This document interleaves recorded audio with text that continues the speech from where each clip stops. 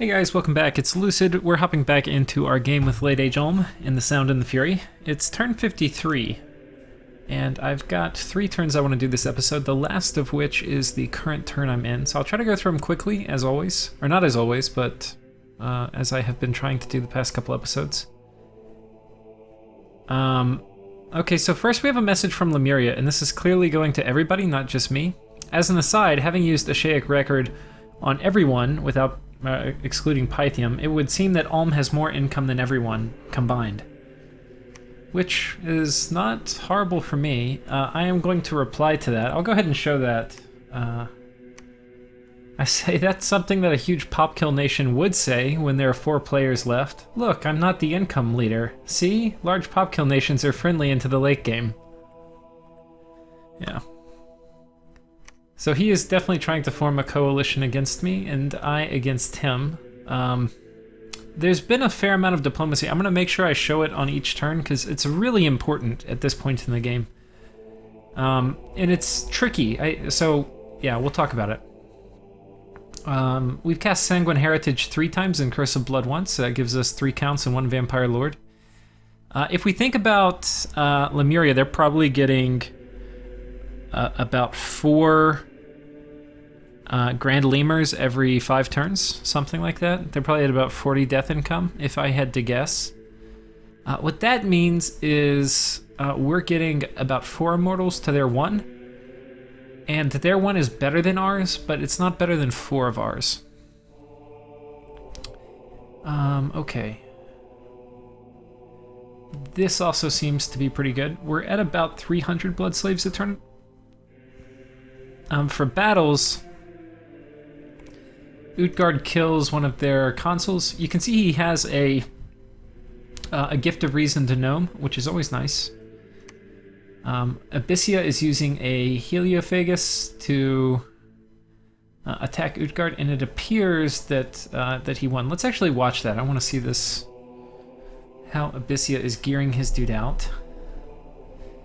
Okay, so he's got an Implementer Axe to do some pillaging. Interesting. Which is normally something you would do if you're not expecting to necessarily win, but he's got a pretty phenomenal Fear Aura. So let's go see what happens.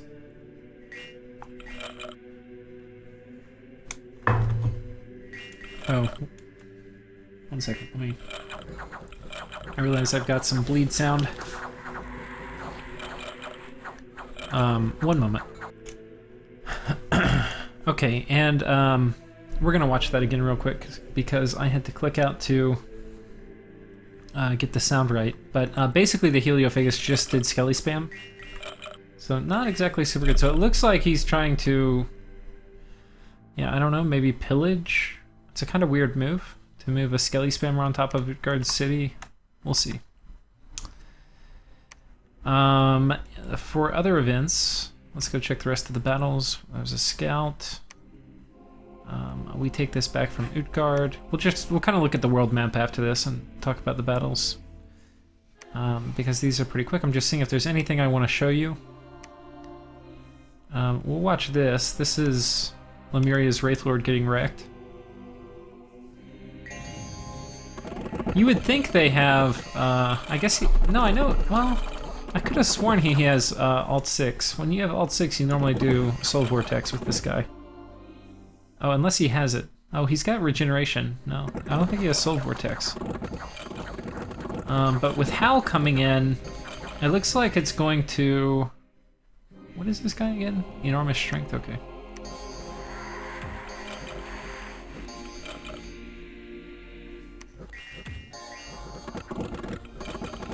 Yeah, so it looks like this is just really close fire with crossbows. Crossbows are actually pretty damn good at dealing with these kind of guys in close range. It's really cool. That never really happened in Dom 4, where you would get the crossbows to like walk up close and surround it. At least I never saw it. So that is a cool thing in Dom 5 that somehow they choose to do that. Okay, that was this battle. We see Utgard raiding. Utgard, the player, again, if you didn't hear me in the past couple episodes, it's the same guy who played the squid, the wretched squid people in my Airmore game, and he's such a good player. I really like playing with him. Okay, we're gonna watch this. But he is doing a phenomenal job defending with just hardly anything. You know, I love watching that. Okay, we've got Pillars of Fire coming down, which is a special, I think is it a special spell for Abyssia? I feel like it is. Maybe it's not, we're gonna check. Let's see if I can cast Pillar of Fire. I don't really use, oh no, it's just level 8. Okay.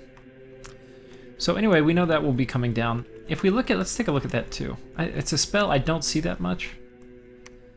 But it's 100 range, holy shit. Yeah, look at that. 100 range and then a lot of armor piercing damage. This is kind of a lot better than Thunderstrike. Yeah, that's a ton of fire damage. It doesn't have a precision boost, but that's fine. Wow, that's really good. And then it's got a lot of fatigue damage. 6 AoE fatigue damage. How about that? That looks really cool. Let's just watch that again. I want to see it real quick. I just want to see kind of how the targeting is working. So there's a bunch of dudes on the wall. Yeah, there's hardly anybody. So it seems that the Pillar of Fire is targeting, yeah, it's just killing everybody on the wall. Okay, and that was that.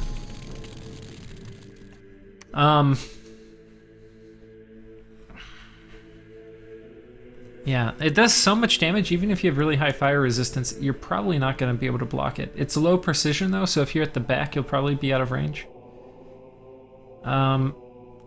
Okay, let's watch this. This is important. This is inside the fort. That is Micklin.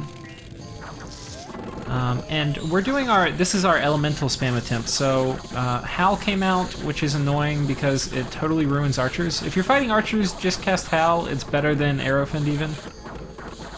You can see it's ruining them, and my elementals, which were designed to get through Skelly spam, did not know that Howl was going to be coming out, and as a result, yeah. We have gotten totally overwhelmed. So that's quite unfortunate. I'm not going to try that again. This is like, yeah.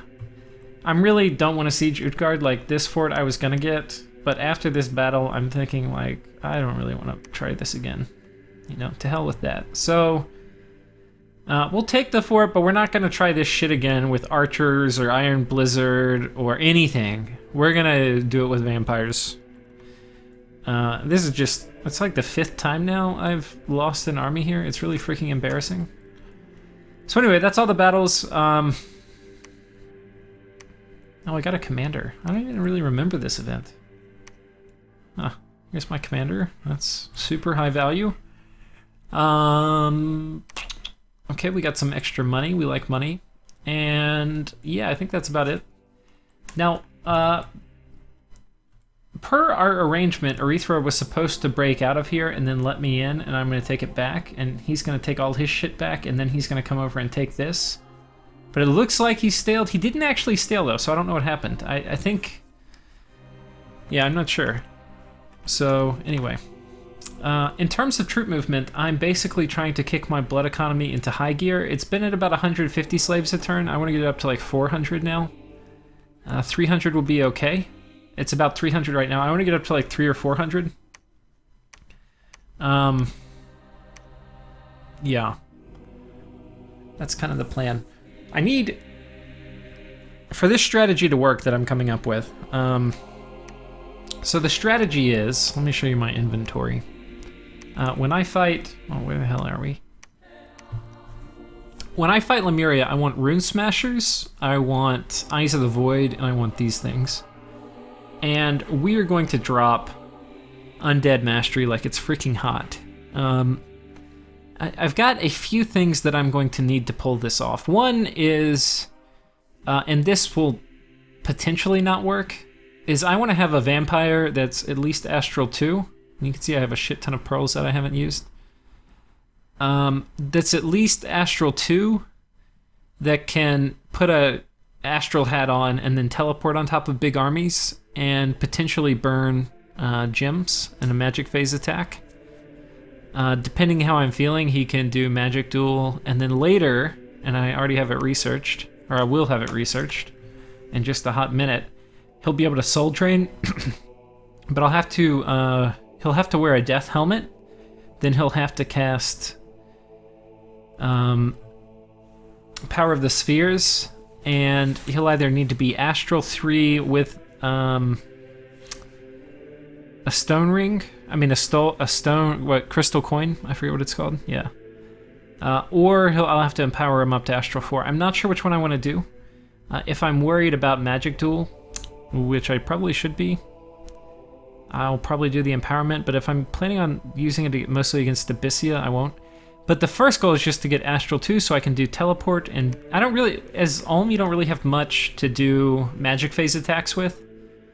You could use these guys, like, there's Astral 3, so they could do it, but they tend to die, and you're gonna have to put like a magic path boosting item on your dude who's gonna die.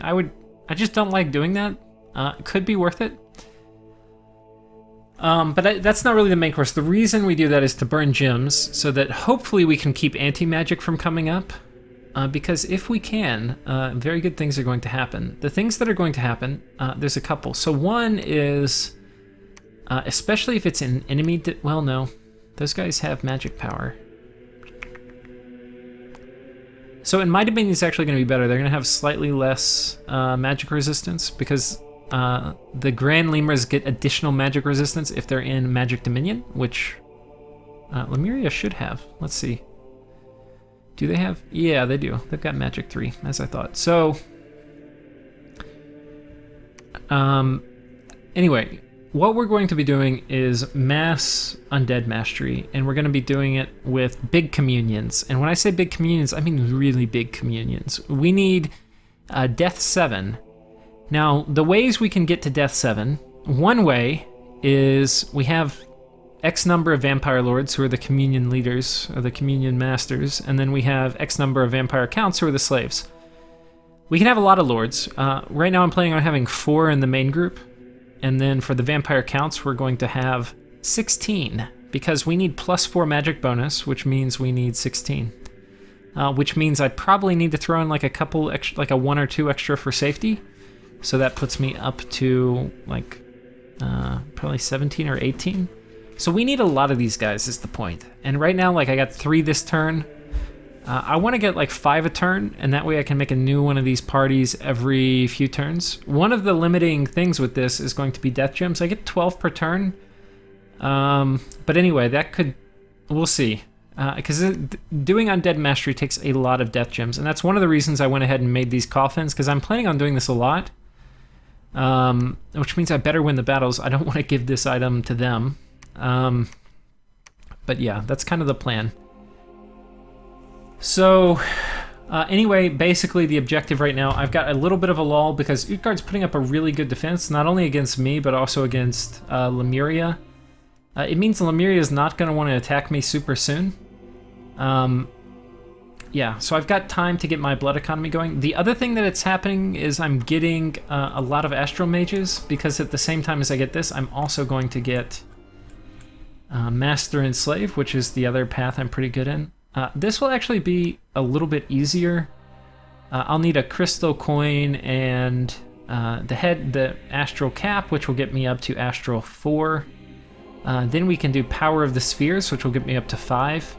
Then we can do Light of the Northern Star, which gets me up to 6. And then I only need 4 slaves technically. So I could even drop out like the crystal coin, which might make sense, and do 8 slaves, or a little bit more than that. And then we can cast Master and Slave. And I've got a huge pearl income. Pearls I have more than the other things. So I could potentially, yeah, this is what I'm going to use against Abyssia in the first wars. And that'll be really good. It'll give me... Abyssia has way better fire magic than me, so if I can capture some of his commanders, that will be great. But again, with these enslaved things, a lot of time they're really hard to cast. So most of the time I've seen other players use it, they'll cast it like once. And now it's nice if you can do it without a communion, because you get it off sooner, and sometimes you might beat anti-magic, but it's such a long cast time. That really, if they're going to cast anti-magic, they're going to get that up first anyway. So anyway, you want to cast it multiple times.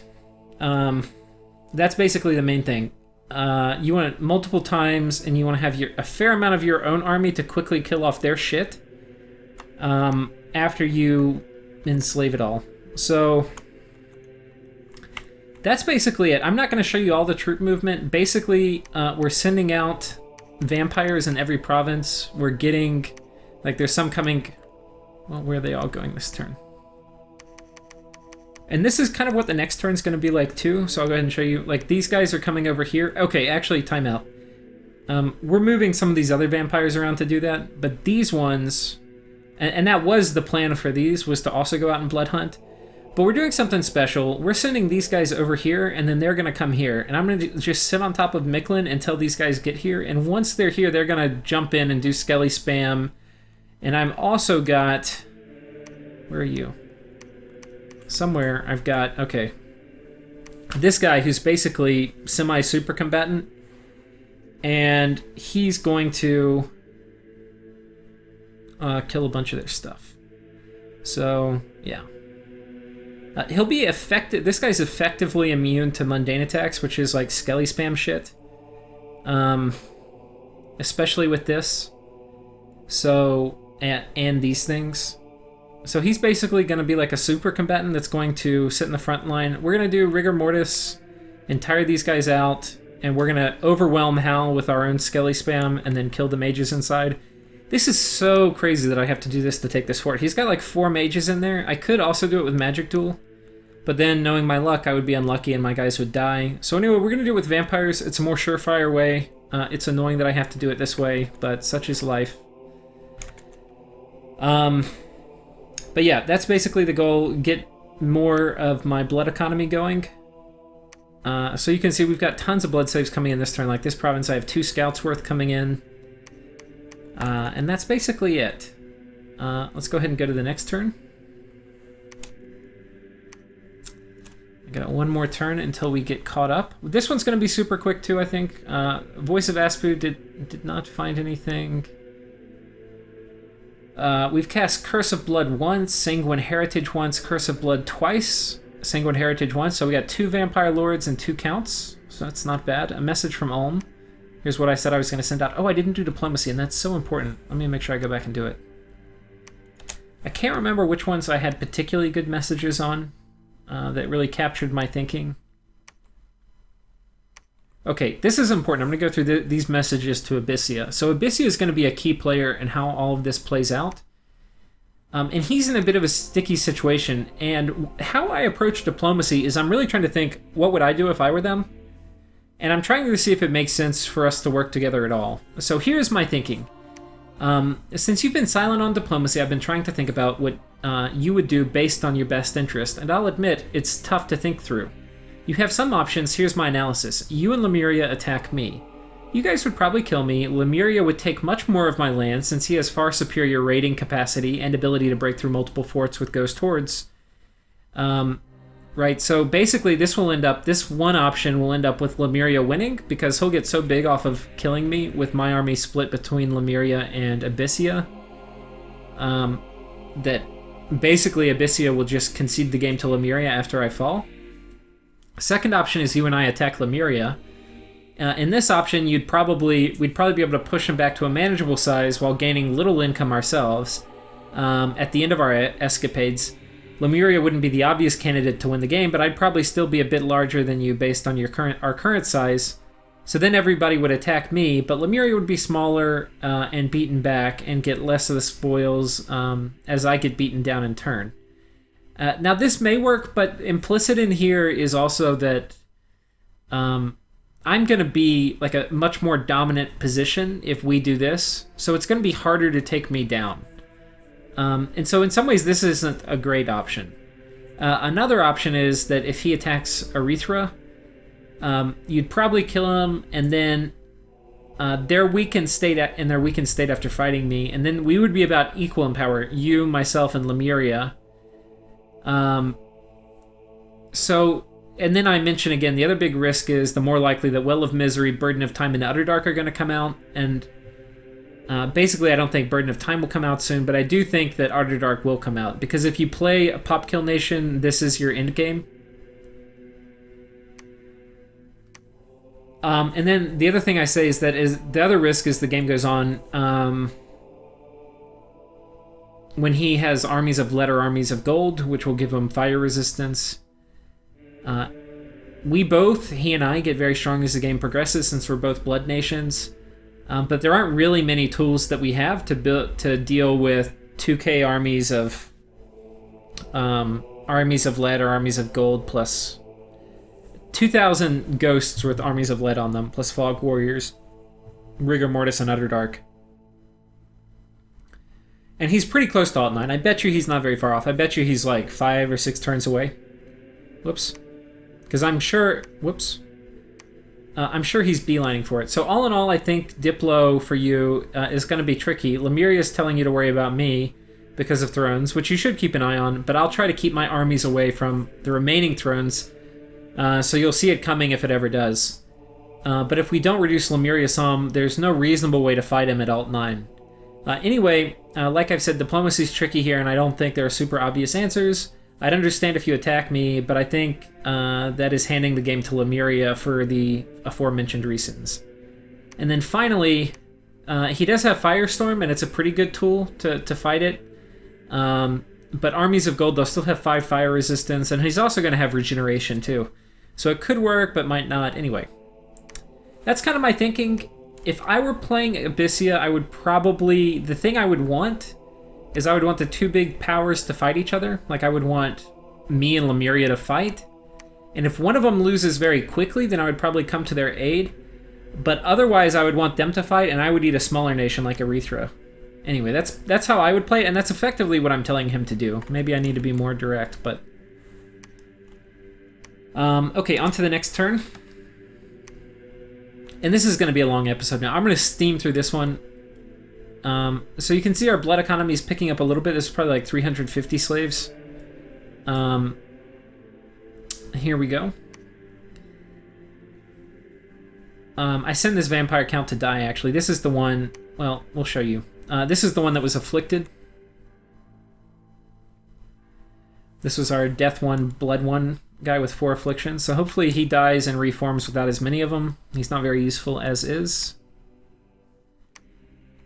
So there's a battle here where Utgard's got a pretty nice little raiding squad. These are mercenaries in the front, and then he's got his... If you ever want to play Utgard, these guys are super high value. I mean, they're not that expensive, and then Astral 1, Death 1, Nature 1, it doesn't look that good, but in Communions, they're just phenomenal. They are so good. They're so good. Okay, anyway, they take that from me. Lemuria takes... Whoops. Lemuria takes this province, oddly enough, which is kind of funny. He can't get income from it, but it's funny. Okay, Utgard fights... Oh wait, that was the battle we just watched. Okay, we see Lemuria successfully raiding with his consul. Here's a scout that pinged me for some odd reason. There is a scout coming in, or this was, I think this was a diseased Sithkona, if I remember, who was about to die anyway, but then he had him come out and do magic duel. Yeah, super diseased. And then boom, magic duel. Which I think missed, actually. Magic duel, even though it's 100 precision, it misses a lot. I don't know if that changed with Dominions 5. I feel like it used to hit all the time. Oh, man. This is kind of funny. So, Heliophagus got just whacked by this guy. It looks like it was Soulslay.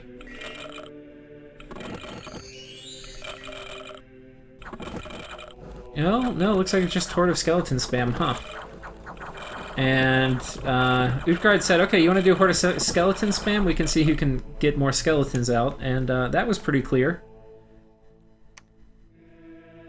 Okay, that was that battle. And then here... okay, so this is really funny. So I had gotten off this fort so he can get out. He sends this King of Elemental Earth to escape. Or like to... Anyway, attack. Okay. But then what happens is, there's an event in Greenwoods. Well, you can't see it, but I'll show you. Bogus, the Dark Knight, the Troll Army. It's one of those really cool hero events that pops up where independent enemy heroes attack you. Anyway, they landed on here and trapped his army in again. So that's really funny. And even though the Earth Elemental broke out, he wasn't patrolling, so he didn't fight them. He broke out, killed my wolf, and then an event got him smushed back in. So that's actually really funny.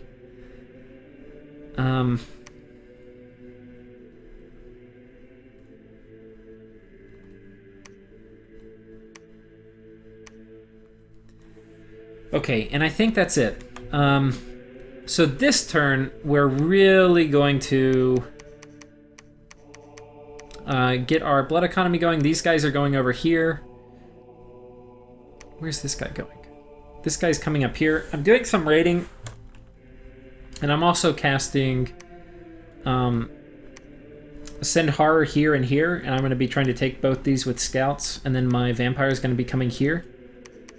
We're going to kind of lock up this Utgard raiding party.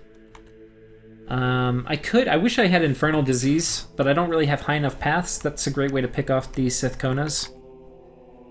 So, anyway, the other thing is my vampires here. This little squad is coming down, and the next turn they're going to go in. I've kept this fort cracked. I'm just waiting for somebody to send inside.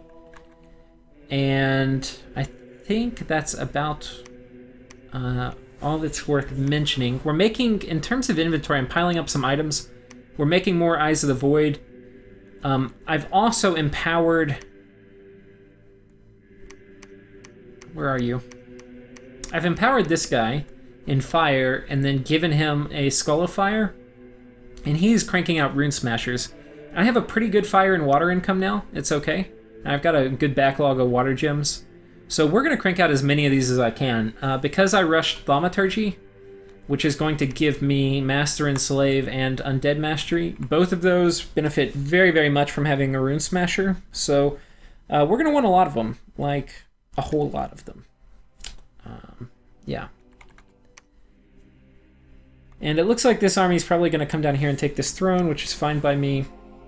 One problem if I want to attack, when I attack Abyssia, is I'm going to have to deal with assassins, which are a huge pain in the ass to deal with. But fortunately I have Vampire Lords who are pretty damn assassin resilient.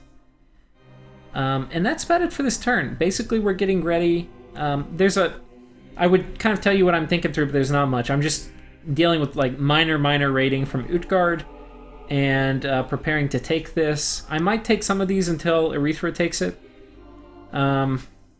I'm deciding not to take this. I cannot afford to lose another army in some kind of bullshit Hal Skelly spam thing like I've been losing, which is totally what's going to happen with these freaking archers. So anyway, they're going to go back and sit in my fort and look scary. That's what they're going to do. I do need to get vampires in this part of the map. I might make another summoning operation here just because they'll respawn where they're summoned, and that would put them nicely in range of all this. And I've got these guys who are also waiting to do Mind Hunt spam again with their Eyes of the Void. The Rune Smashers will also be really good for Mind Hunt, because when Lemuria comes out, there will probably be a lot of Mind Hunt, and I will be very happy to snipe his dudes. They do have stealthy Astral Mages, so they can kind of juke me out, but we'll see if he does that. I expect the player will at some point. But that's it for this turn. And then I'm going to go and get into our last turn if it kills me, because we're going to have 3 turns in an episode because, I don't know, I want to. Okay, so this turn I submitted, but the turn hasn't processed, so I can make changes to it. So a message from Aretha: yeah, I was going to take my land back. I just want to wait to make sure you had a chance to move all your stuff out to ensure no accidents happened. Which is kind of smart. Okay, this turn we have 4 castings of... 2 castings of Sanguine Heritage and 2 castings of Curse of Blood. Pretty similar to before. My Vampire Lords are better anti-raiders. Like, I'll show you what happened here. I don't know if he left anybody behind, or if this is just one PD. Yeah, it's just basically one. Oh no, I think he's got a Skelly Spammer here. Oh no. Yeah.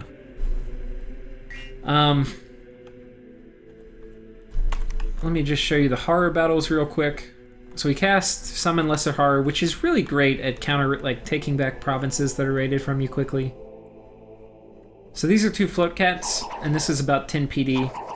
And this is what Lesser Horror is really good at. This is about as good, or they kind of tap out at this. They can't do much better than 10 PD or they'll get killed. But you can see they're pretty efficient at killing 10 PD. They usually do it, but not always. Like here, I think this was more than 10 PD, and we got a pretty good roll. We got 6 Soul Torn, but they've got a Skelly Spammer and some bats, and those are gonna hurt.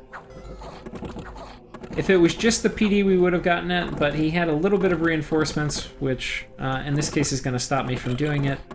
Fortunately, these guys don't rout, but they're very vulnerable. They don't have body ethereal or anything. They do have fear, and they do have regeneration, but they don't have many hit points, and they don't have much protection. So they tend to kind of die. But these are great anti-thug. They do a pretty freaking large amount of damage. They've got a Soul Rending Claw, which is armor negating. Yeah. And it does harm mark. I think, what is this? Add strength? I don't actually know how Soul Rend works. But I know they can do a fair amount of damage.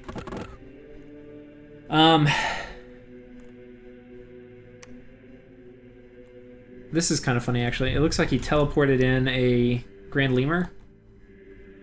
It's going to do Horde of Skeleton spam. And then Soul Slay.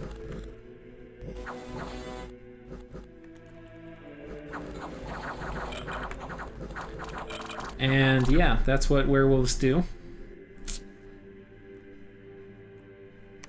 Okay. Let me see if there's anything of particular interest here. Unfortunately, we got attacked here by Utgard, and it appears it was successful. We just had some ghosts, so that was... yeah, that was right here. That's unfortunate. But we took these two back, but he got that one from us. I probably want to take this too. We'll see. It depends how Abyssia plays. If he doesn't ever freaking talk to me, I might come kill him and take him off this throne. I don't know. I would like to claim that I can get all this land back pretty quickly, and I don't really want him blood hunting on it. My vampires will do a pretty damn good job shutting down his blood economy, and I could just run through here and take a bunch of his stuff. I might do that. I would like to have him in as an ally, but when you're mute in diplomacy, yeah, usually it means they're gonna freaking try to kill you the second it looks good. Which... I would rather have preemptive strike.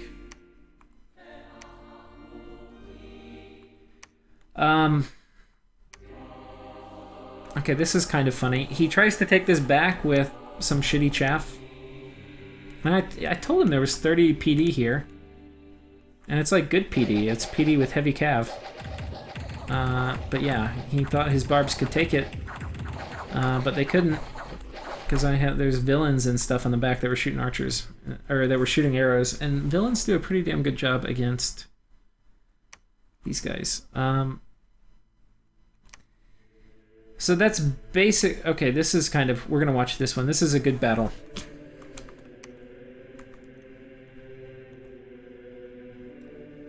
So a pretty big army from Lemuria. We've got just, again, this is Utgard just trying to get by on a shoestring. And he's got these are actually pretty damn good. He's got gelatinous cubes. This is one thing this player, and I've said it before, does so well, is they're always using their gems, like they're not stockpiling gems, they're converting it into pretty high value summons. In this case, he's getting a lot of living statues, which are pretty damn good, and gelatinous cubes, which are pretty damn good. They have Incorporate. Which, what that means is, I think they get the HP as they trample. We'll kind of watch, though. Well, he's gotten smacked. Let's see if any of them are higher than base HP.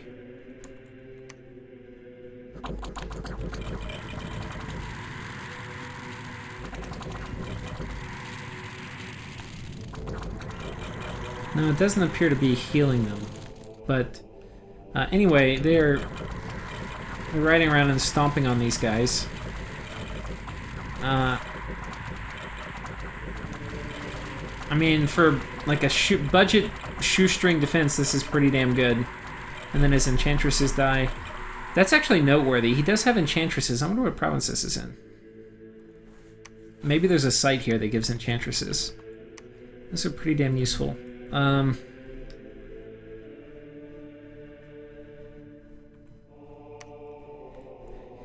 In terms of events,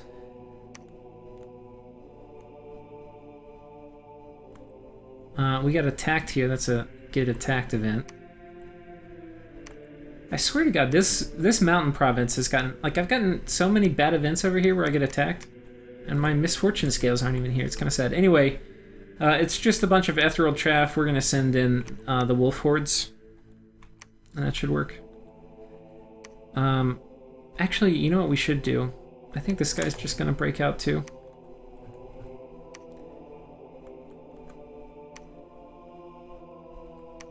I think we're going to get rid of this iron skin.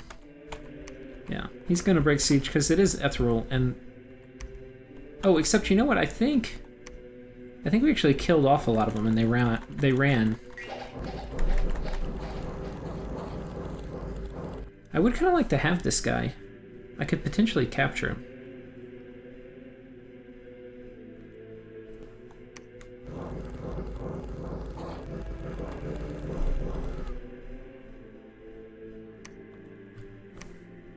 I could potentially capture him. Yeah, I think we're going to try that, actually. See, this is the good thing that happens when I...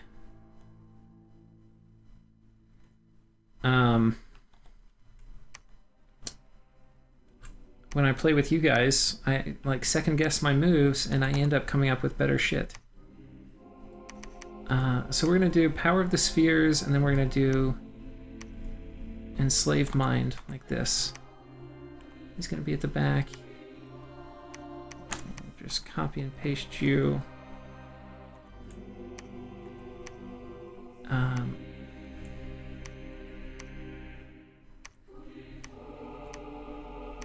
I think this is, yeah, 100 range. That'd be kind of cool. It would be worth getting an Air 2 guy. That would be the highest Air Mage I have. I'm trying to think if there's anything else. No, I think that'll do. We'll get this guy breaking siege. Okay, hope that works. Meanwhile, we're sending these guys in. This guy's going to body ethereal them. And then that will help with Skelly spam also. And then these guys are just going to Skelly spam. This guy's going to drop Darkness, which is going to help with with Howl, which is going to be the primary source of damage from them. And then Rigor Mortis will help also get their mages to stop casting stuff. You know what I would have done? I would have given these guys a Death Gem and had them cast Soul Vortex, but I think they'll be okay with just regeneration. They do have invulnerability, which is pretty good against wolves. So anyway, that's the plan. If this doesn't work, I might just say, fine, dude, you get to keep this forever. I mean, the province already sucks. It's like 6,000 HP, or 6,000 population, and it's basically just, what, 5 gems? One of them's a Death Gem, so it's like 4.5 gems. Yeah. After that, we'll probably take this... Not sure. Anyway. Such is life. Yeah, we're basically deathballing up here. I expect Utgard to probably raid out here these turns. I'm not sure what I'm going to do. I need to get more vampires out. We're summoning a lot more vampires. We got Sanguine Heritage once, twice, 3 times. Oh, wait, no. 3 times, 4 times, and I think I might be doing... No, 5 times. I don't even know if I'm getting a Vampire Lord. I'm getting a lot more of the counts. They're going to get my blood economy going, and as soon as the battle starts, I'm going to find 16 of them, and we're going to be doing Undead Mastery spam. Because in other news and research, we're getting quite close. We are about 3 to 4 turns away, depending how research goes. We're also doing some empowerment. I'm making this guy an Astral Mage so that he can do my teleport. That will time about perfectly with my Thaumaturgy coming online. So anyway, he's going to be an Astral dude. And then I've got one other dude. I think he's where? Over here? I don't know. No, I think it's one of these guys I have empowering. Yeah, this guy's empowering in air. That will be a good tool against Abyssia, where I will do Winds of Death on him. So, yeah. They can suck on my balls, basically. Abyssea is going to attack me. The other thing, I don't have Winds of Death now, but I'll have it pretty soon. I can also do Wailing Winds for just 2 death gems. So that will be pretty good against Abyssea. We'll see. It's also pretty good against... I can't remember. Let's check Winds of Death out real quick. I think it also works against Undead. Yeah, so it will actually be pretty good against Lemuria too, because their ghosts do not have super high morale. So that can actually cause them to rout. Winds of Death will also kill ghosts pretty damn efficiently. They don't have great morale. I mean, great MR. I'll take a look real quick, see what it is. Yeah, just 13. So it's pretty effective. If he gets anti-magic up, it's not great. But anyway, if there's an army I don't think he's got anti-magic on, I can definitely Wind of Death it. So I think that's it for this turn. We're going to also be doing, I think, a horror casting here. And we're going to try to catch these dudes. I'm moving a Vampire Lord here, along with a guy to make him ethereal. Do I want him to attack closest? This guy's also going to do a magic duel. I think I might want him on...